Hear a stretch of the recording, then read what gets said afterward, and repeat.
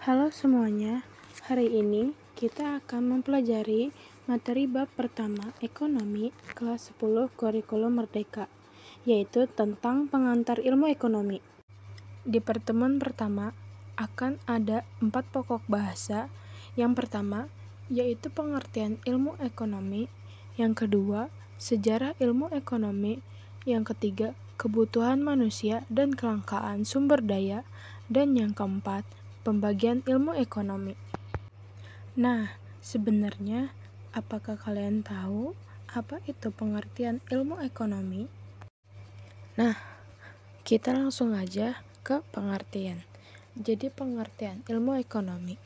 Ilmu ekonomi adalah ilmu yang mempelajari perilaku manusia dalam memilih dan menciptakan kemakmuran.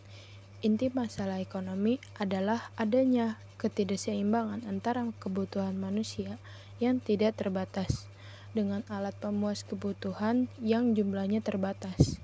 Permasalahan tersebut kemudian menyebabkan timbulnya kelangkaan.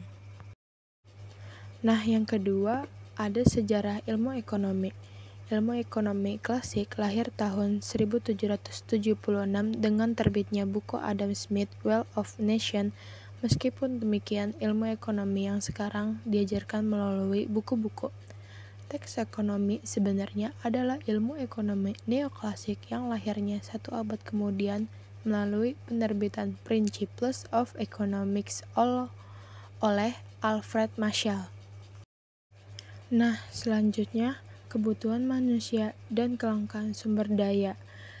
Poin pertama, kebutuhan manusia. Adanya ilmu ekonomi itu merupakan salah satu cara untuk mengatasi kelangkaan untuk memenuhi kebutuhan manusia.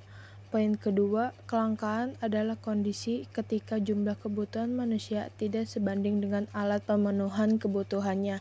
Kelangkaan itu merupakan suatu masalah dalam ekonomi. Kelangkaan timbul karena barang yang kita inginkan jumlah terbatas, sedangkan keinginan manusia tidak terbatas. Nah, di sini ada contoh kelangkaan sumber daya manusia adalah terjadinya kekurangan tenaga kerja pada sebuah perusahaan. Kekurangan ini dapat berarti kuantitas atau yang menunjukkan jumlah fisik, namun dapat juga kurangnya kualitas seperti kemampuan berpikir atau keterampilan. Kita lanjut ke pokok bahasa selanjutnya. Pembagian ilmu ekonomi.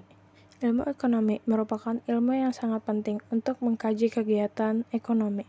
Kegiatan ekonomi terdiri dari berbagai kegiatan, mulai dari yang sederhana hingga kegiatan yang kompleks. Untuk mengembangi hal tersebut, maka ilmu ekonomi dibagi menjadi beberapa bagian.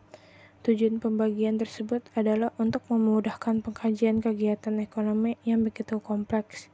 Ada 3 pembagian ilmu ekonomi, yaitu